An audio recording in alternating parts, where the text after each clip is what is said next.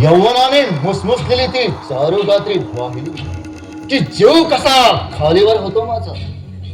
त्या खूपसुरत पोरीला आपलंसं करण्याकरिता आज कित्येक दिवस मी जंग जंग पछाडतोय.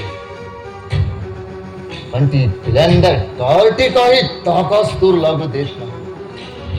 काय करावं, कोणतं कारस्थान खेळावं, किती नाड महिना अचूक माझ्या पंजात फसेल. छे, डोक्यात काहीच काम करत नाही. कडे पोट पाहत असणाऱ्या फुलवंताच्या पोरीने उडविल्या, मी म्हणणाऱ्या जाबाज पोरीने हाताखाली घेतल्या. आणि या छोट्याजीच्या पोरीचा गिरजेचा राग रंग काही औरच आहे. बस, असा झुरत राहण्यापेक्षा एकदमच गाव उलटून टाकायचा. लाडी कोडीने वळली तर ठीकच, नाहीतर आड रस्त्यात गाठून. अरे, ती गिरिजा देत आहे इकडे. थांब म्हणा, असा अधीर होऊ नकोस. शिकार सुट्टा कमाने हातची.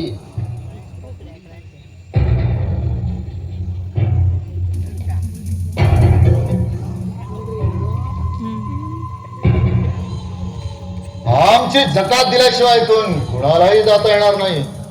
कसली जकात? प्रेमाची. तुझ्यासारख्या सुंदर पोळीकडून यापेक्षा दुसरी कसली अपेक्षा करणार आम्ही? साबाजीराव, मुकाट्यानं माझ्या मार्गातून दूर व्हा.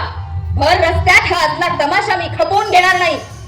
ठीक, मग माझ्या वाड्यावर चल. तिथं चांगला एकांत भेटेल आपल्याला. साबाजीराव, तुम्हाला जर तुमचा अपमान होऊ नये असं वाटत असेल ना, तर मला इथून मुकाट्यानं जाऊ द्या. मान अपमानाची भीतीचा कमकवत दिलाच्या शेंदार शिपायाला, या साबाजीला नाही. अपमानाची भरपाई भरून काढण्याची धमक या साबाजी जवळ आहे.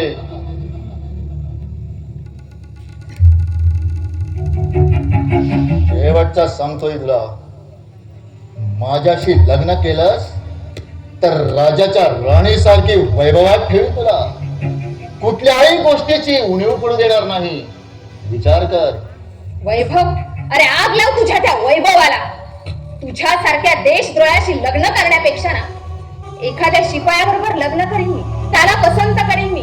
अरे तुझ्यासारख्या माणसाची ना सावली सुद्धा पडून घेणार नाही एक मानी मराठ्याची पोर.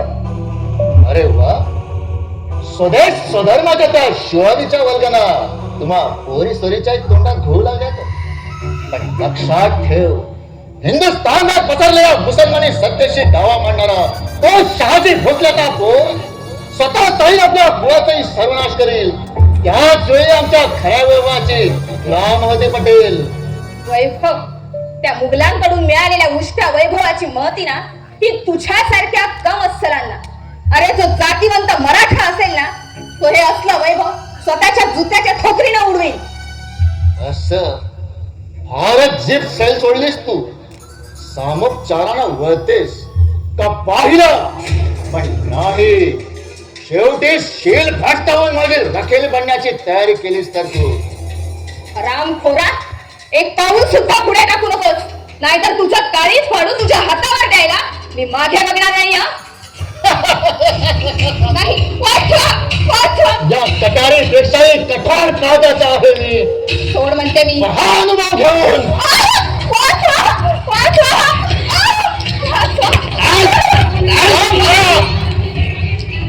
झाली तुझी इच्छा पूर्ण.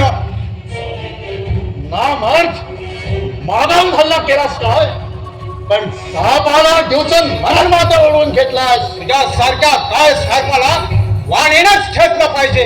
मराठ्यांचा खासचा बांगलाच म्हणून एक वेळ जीवदान देतो तुला. जा.